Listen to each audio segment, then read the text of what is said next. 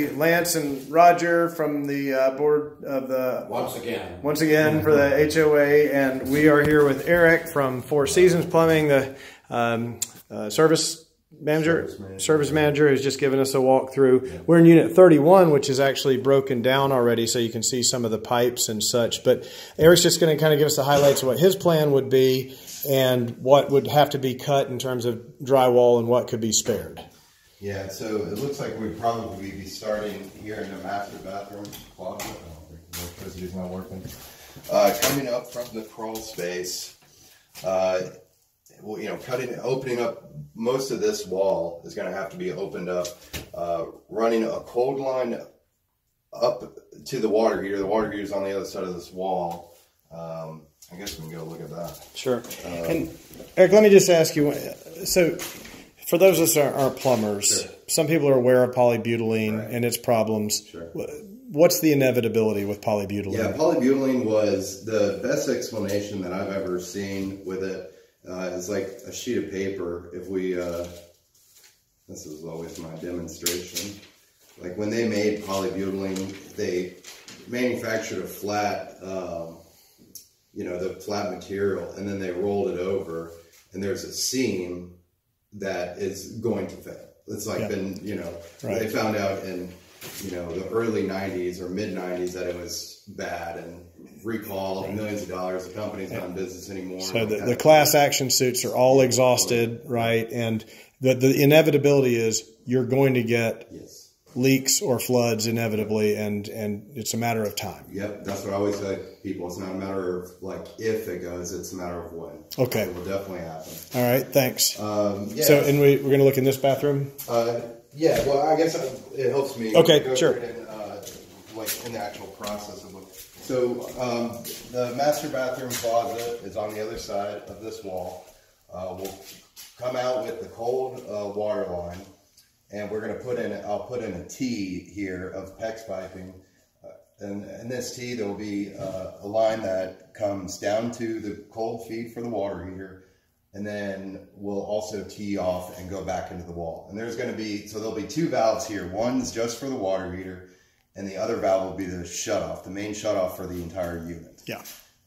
So come out, T to the water heater. We'll bring our hot line back into the wall. And so there'll be like 3 pipes here, 3 holes. That 3/4 inch cold line goes back into the wall. On the basement level, we can go back down into the crawl space and distribute it amongst the bathrooms, which I guess we can come to this bathroom first, the master. Talk about what we're going to do here. Yeah, so, well, in upstairs and downstairs units, we can cut our existing pipes here right at the wall and just push the pipe back into the wall, and it'll just be abandoned. And then we'll drill a hole through the floor for the toilet, and then also for the bathroom lavatory sinks. So obviously just a cold line for the toilet, and then a hot and cold for the lavatory. Again, these pipes will just be cut at the wall. The shower, we're going to have to go in through the master bathroom, or I'm sorry, the master bedroom closet. Cut a hole behind the valve, and we can just run lines, a hot and cold line up, and reattach to that. Yeah.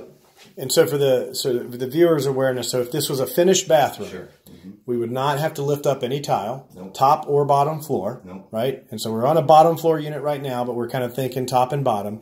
And there would be small punches. There wouldn't even be a lot of disruption of the existing furnishings, no, in there. Okay. On the upstairs units, pretty much the only drywall that will need to happen are these small, you know, 3/4, 1 inch holes that are going through the wall, patching those up, and then obviously where we have to cut access in the closets behind the shower valves. Yeah. So a little drywall patching, maybe some of the sealant, yeah, expanding sealant stuff, something, yeah, like that. Okay. You know, my assumption is we probably, on the upstairs unit, we'll go up through the wall, and then we're going to have to run.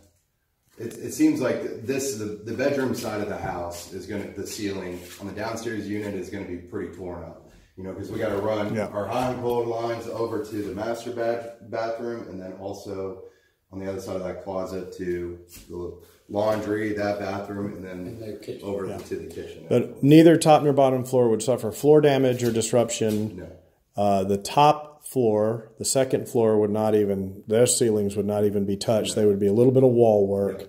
And the downstairs would have to be prepared for some disruption of the overhead sheetrock, but that's a pretty easy fix. And there'd be no reason under your plan for the tenants to have to not live there for a period of days. Okay, and we'll get the details on your estimates of time course when we get back to the spreadsheet. Yeah, I mean, I guess it would mostly is going to be taking everything out of the closet. Yeah, that's everything out of the bathroom. I mean, it is going to be dusty. Yeah.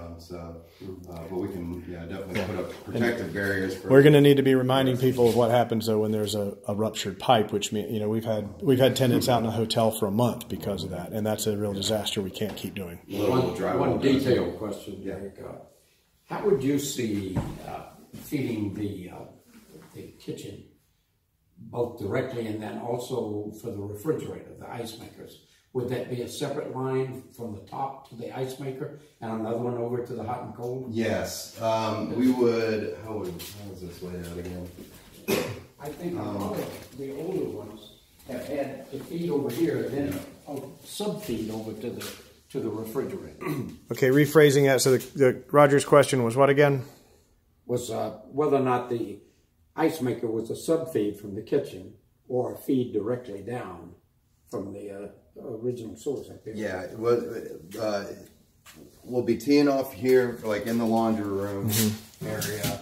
We're going to be bringing pipes over, and then they will. We're talking about for a second floor as you're pointing up, right? Right, or this is the way it's going to work, but just in the crawl space here, and we'll run them across this ceiling through the hallway, like pretty much through the middle of the kitchen.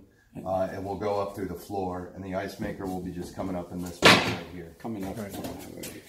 Just again for the unit, what he's for the viewer, what he's talking about is feeding the upstairs. So he's pointing at the ceiling of the first floor unit. So you're conceptualizing you got to cut some out of the first floor unit in order to feed the second floor unit. Of course, the first floor unit is just fed under the crawl space, as we've said before. That's basically just cutting behind this box for the washer to tie on to the valves there. And then also cutting in the wall in that closet to gain access to this valve. But again, we'll be just coming up through the floor like all this. We can do all this in the crawl space on the bottom level. And then, but upstairs it'll be going through the. So again, if this was a finished bathroom, you wouldn't see nearly this amount of cutout. Minimal wall damage. It just happened in Unit 31 that after purchase and doing a remodel, it was discovered that this one had already been PEXed, the new piping in the past, and so this one won't have to be redone. But we have the diagram to see real time. And then the one issue over here in this closet is that people might have to clear this little closet for that one line we looked at, or you don't think that's... I don't think we need to clear that out at all. Okay. And by the way, this is exactly what I'm talking about doing right here. Yeah.